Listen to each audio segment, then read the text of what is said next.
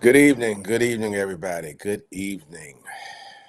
This is Jimmy Whitehead coming to you live from the Atlantic City Jimmy Whitehead Power Hour. And I'm doing a remote discussion this today because I had to move around. And I'm gonna tell you, I'm one about being punctual, and you will not believe what I had to do to make sure I got here and started at 5 o'clock. Traffic, accidents, I guess holiday traffic, people going shopping for Thanksgiving, some people going shopping for Christmas already. Um, it's a festive time of year, so that means a lot of traffic everywhere, particularly during rush hour. So the rush hour is my hour, which is the power hour, 5 to 6 o'clock window.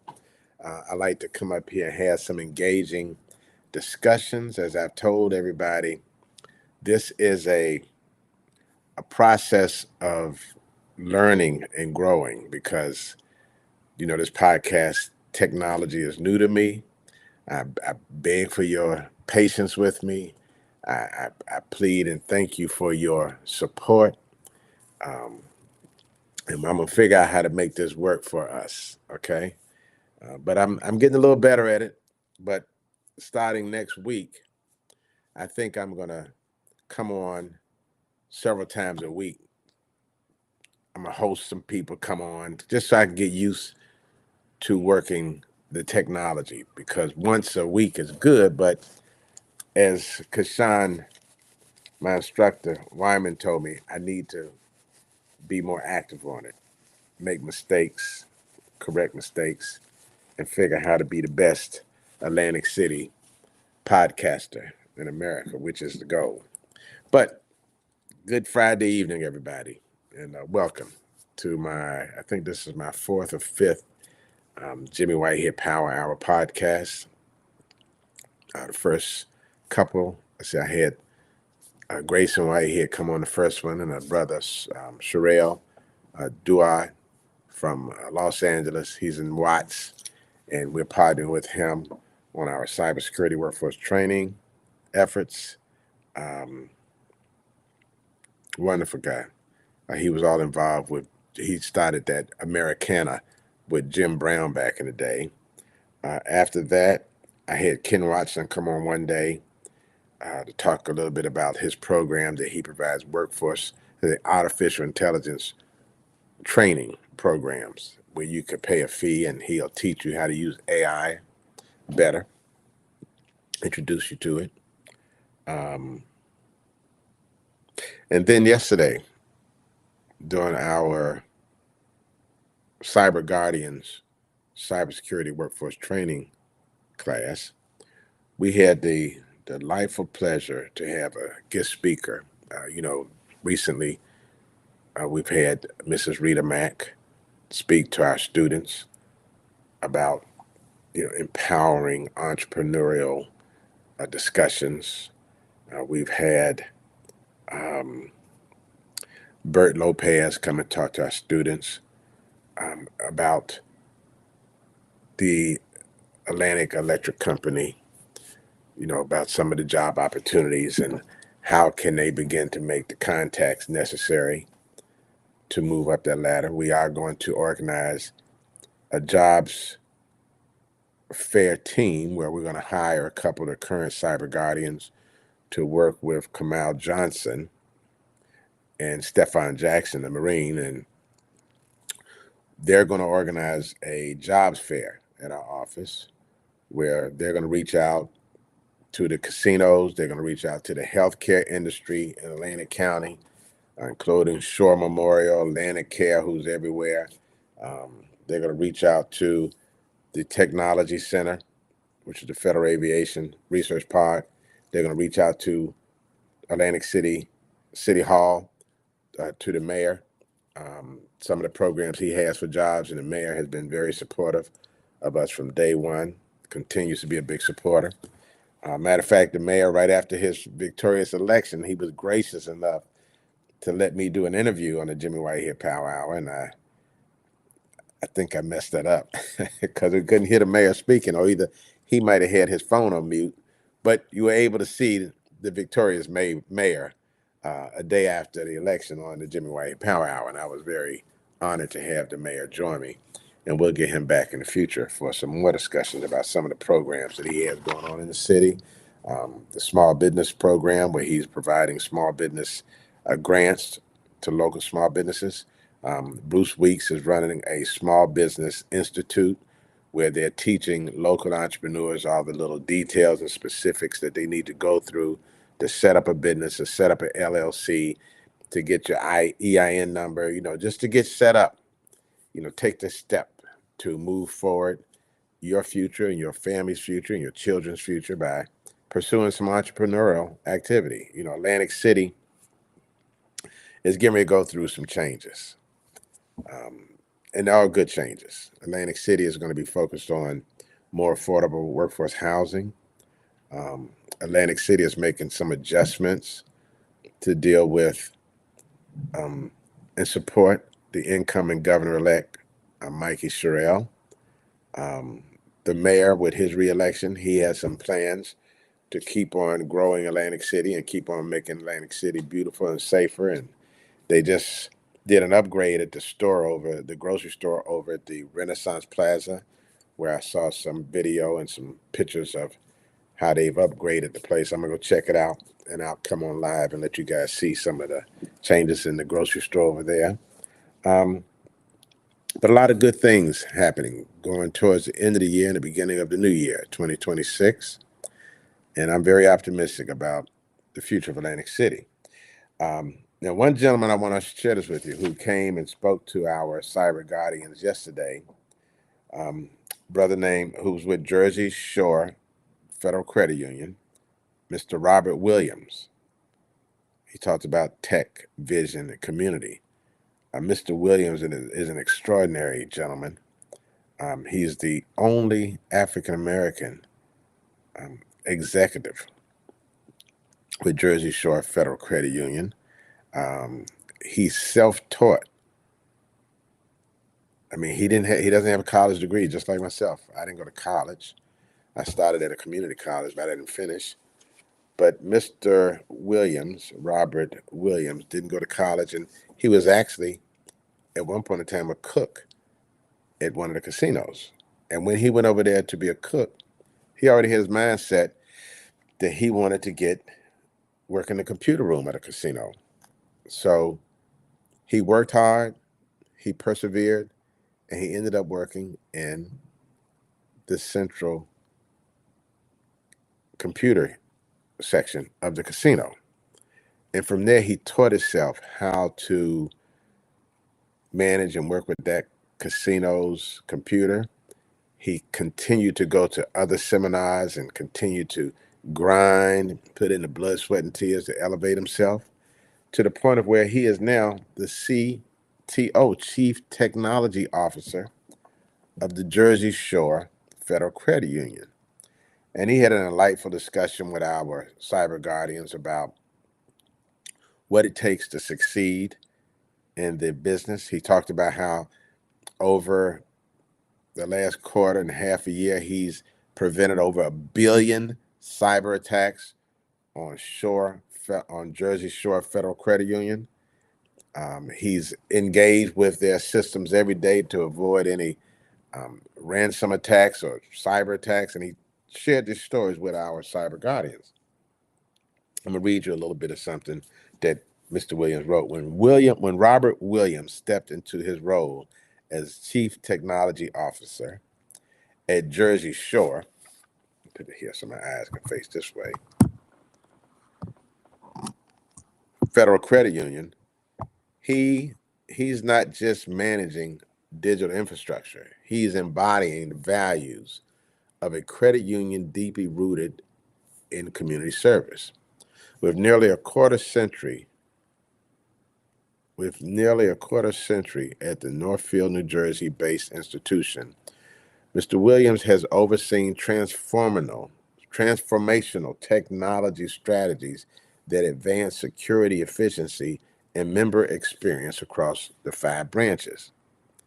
But it's his work beyond the branch walls that truly defines him. Each November, Mr. Williams quietly ensures 100 Atlantic City families enjoying full Thanksgiving meals, not just turkeys, but the side dishes too, thanks to his contributions.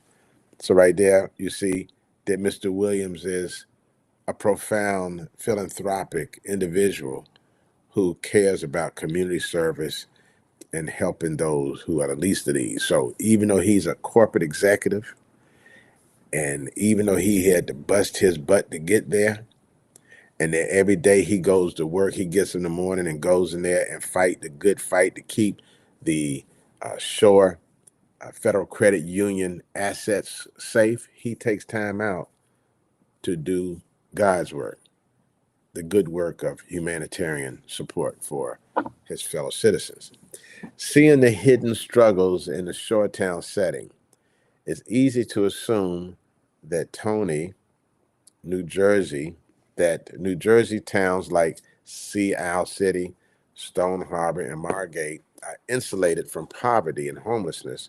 But Mr. Williams, who rides his bike along the Atlantic City boardwalk at sunrise, sees what others miss: unhoused individuals sleeping under awnings and clustered near air vents.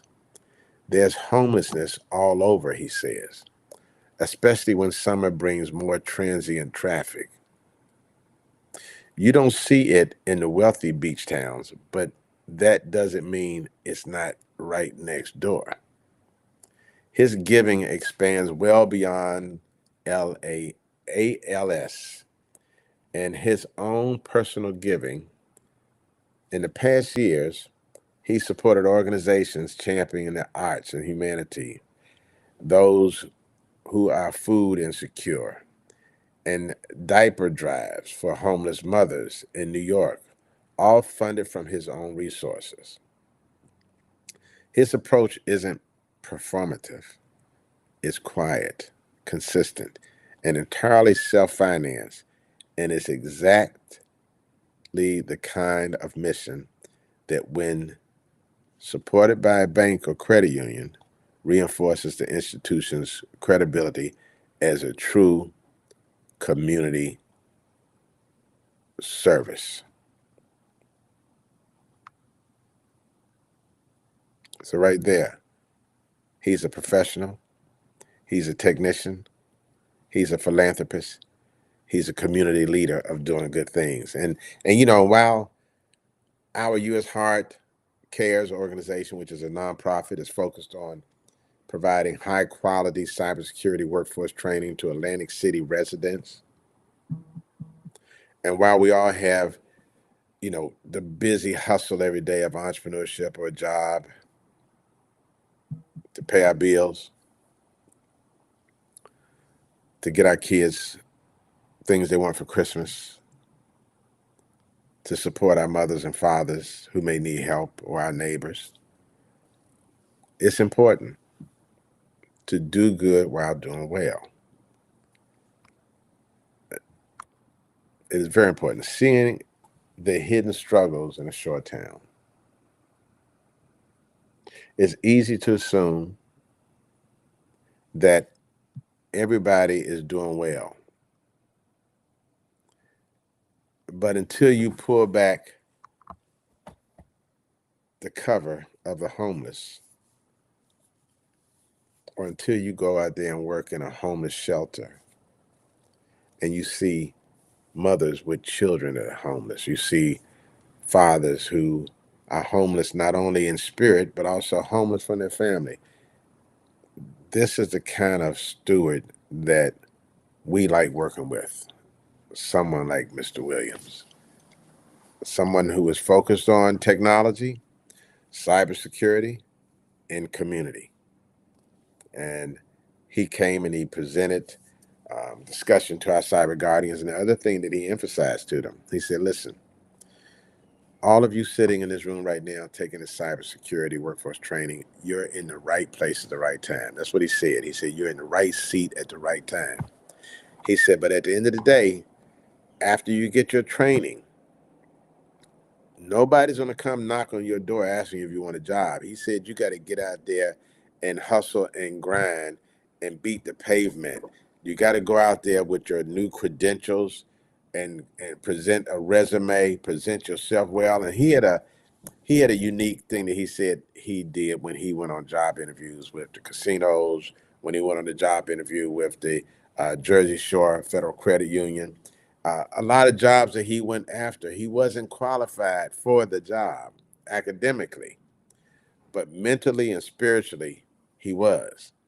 And what he would tell the people after they interviewed him, and they said, well, you don't have these qualifications, you don't have these qualifications. He would always say, just give me 90 days.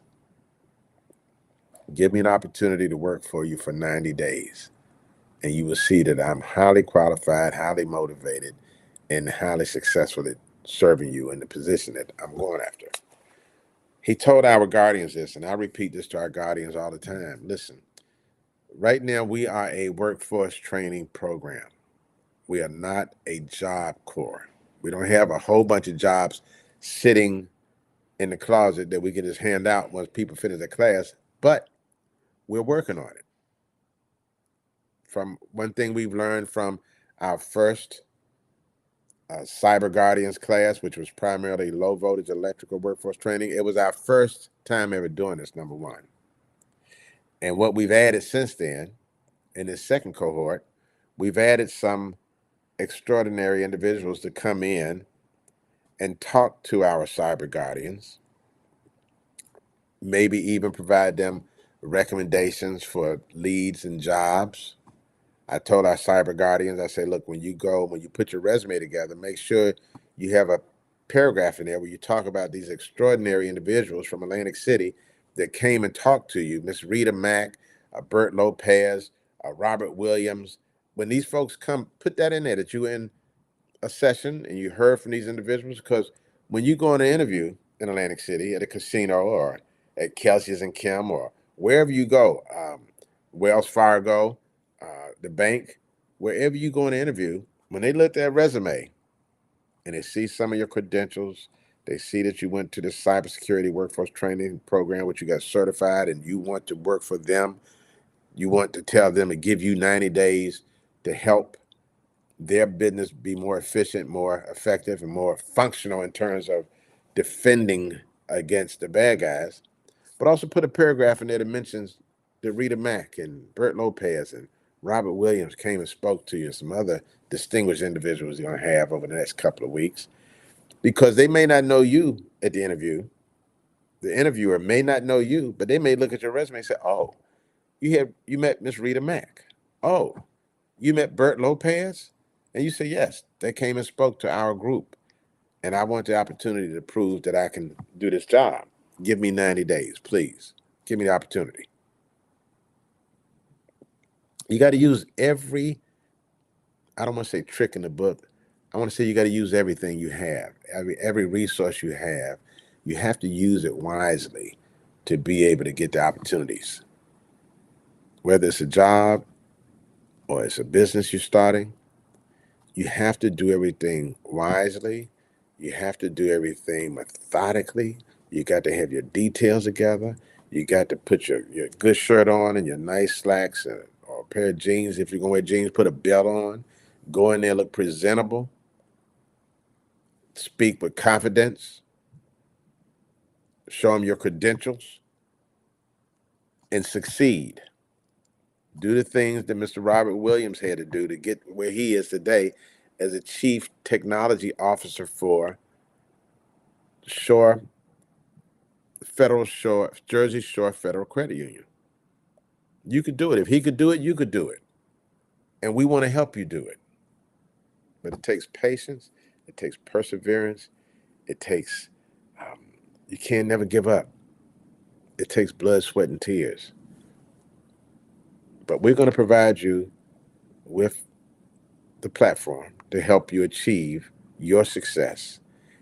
We're going to have more programs in the future. When you hear about more programs from us, or you hear about programs from maybe some programs that the City Hall is doing, take advantage of all of that. The more you learn, the more credentials you acquire, the more competitive you will be. And that's what we want.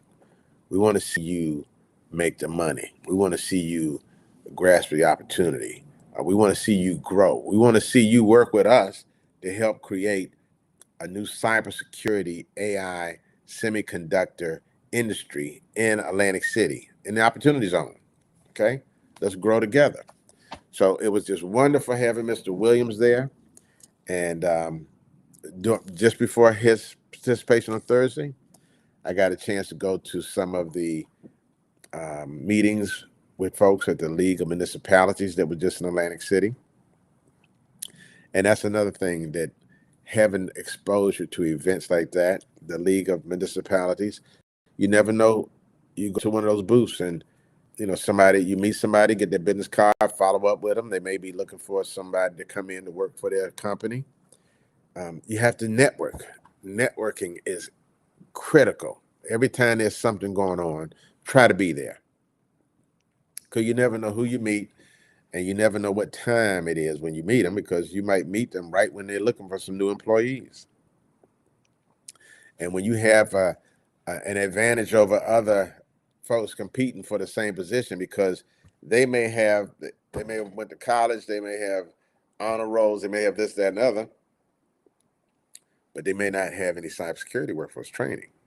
Whereas you got some cybersecurity workforce training, and you stick that up front. That is a major asset these days. Okay, so when I was at the league, I had a couple of meetings with some folks who came in from HUD, and we're talking about a very big, exciting opportunity for Atlantic City, which I'll reveal later. Matter of fact, we're going to reveal some of these things at a upcoming December 15th breakfast that we're organizing. That's going to be at Resorts Casino Hotel from 8:30 to 11 o'clock. We do our Atlantic City Business Roundtable breakfasts there. Well, this is going to be a combination of Atlantic City Business Roundtable and U.S. Heart Cares. And we're going to look at how we can use the Atlantic Coastal Opportunity Zone to create some new, vibrant opportunity in Atlantic City. For those of you who don't know what an opportunity zone is I guess, it's policy, legislative policy that was created under President Trump's first term. It was Cory Booker and Scott Turner and the congressman, the senator from South Carolina, Scott. Let's see, what was his name? Senator, South Carolina. I got my assistant right here. Carolina. It came out South Carolina football. South Carolina senator. Okay, so that's Senator Tim Scott. So Senator Tim Scott, Scott Turner, who's now the Secretary of HUD, and Cory Booker wrote some legislation to create opportunity zones. Now, opportunity zones are places where investors can make investment in business and opportunities, and they don't have to pay taxes for 10 years. I'm going to simplify it. They invest money, and for 10 years, they don't have to pay taxes on that money, but that money can be growing a business. And in the opportunity zone, we'll need some new jobs. We'll need jobs to do the building of the facility. We'll need jobs to do the electrical wiring. We'll have jobs to actually do the instructional management once we get the business built there.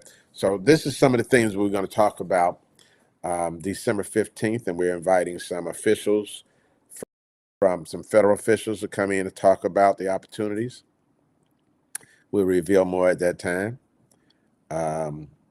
We have a couple of corporations that are talking to us. Like one, we had a meeting last week, thanks to Mayor Small, Vice President of the City Council, Kaleem Shabazz, and Councilwoman Maria Laka. They organized a room for us, the city council chamber, and we hosted a meeting where the Honorable Atlantic City Police Department Chief James Sarkos attended, the Honorable Fire Department Chief Scott Evans, and yes, we do have the best police department, the best fire department in the United States in Atlantic City. Clint Walden from Development, Pam Thomas from Development was there, and about a half a dozen other individuals. And what it was, IBM came to meet with us about doing what they call a smart city.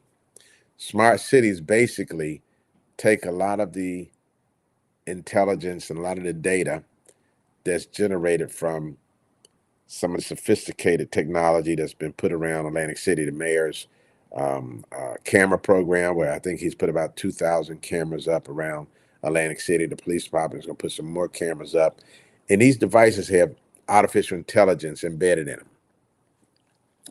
And if you can imagine taking all the data that those cameras collect, combined it with some of the data that the city government has, and some of the data that the fire department, the police department have, and some of the data that the health department has, and other government agencies, and the AI can work together to come up with smart solutions for the city.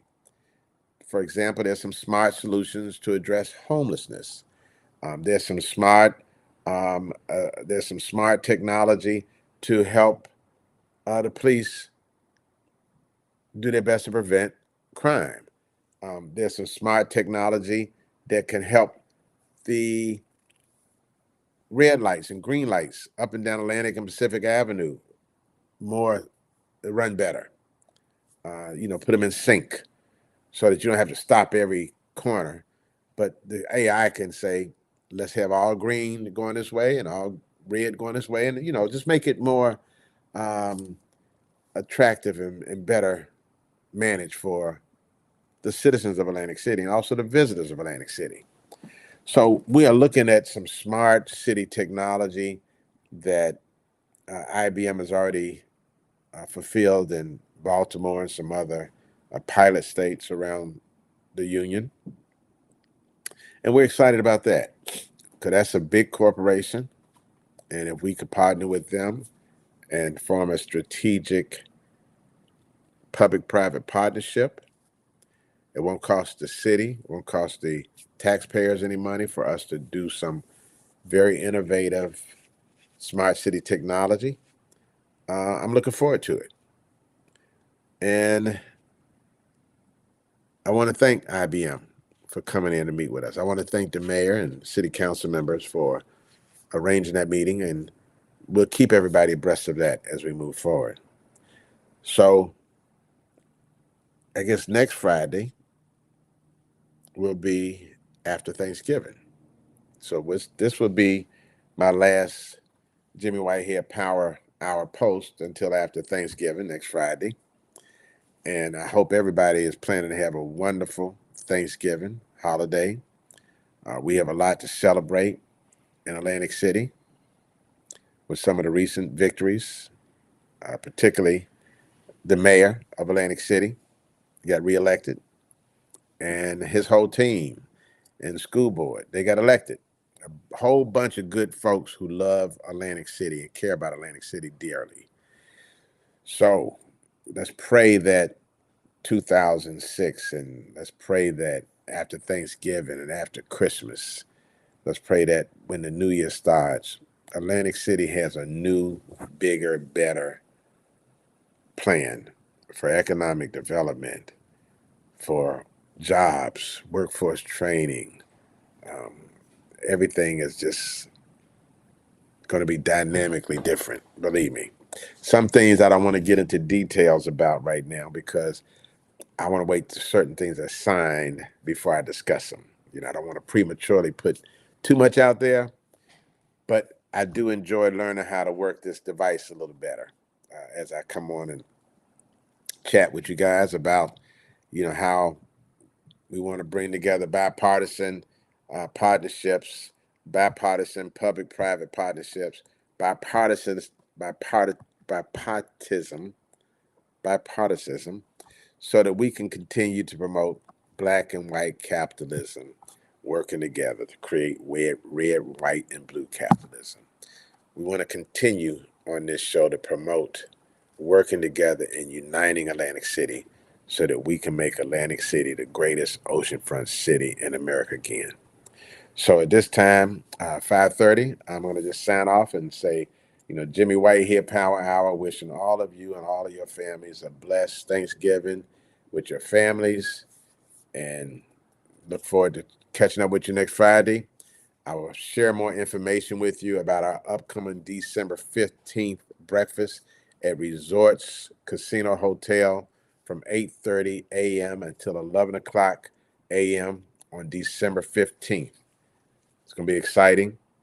It's going to be network. I'm going to have the cyber guardians, whichever ones can attend, because a lot of them work in the daytime.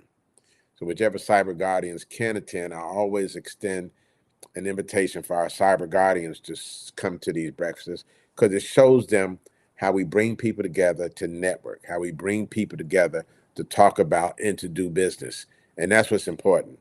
How do we lead our brethren and sister? We lead by example. We lead by networking. We lead by succeeding. And so please mark on your calendar December 15th, and I'll have more details to share with you next week.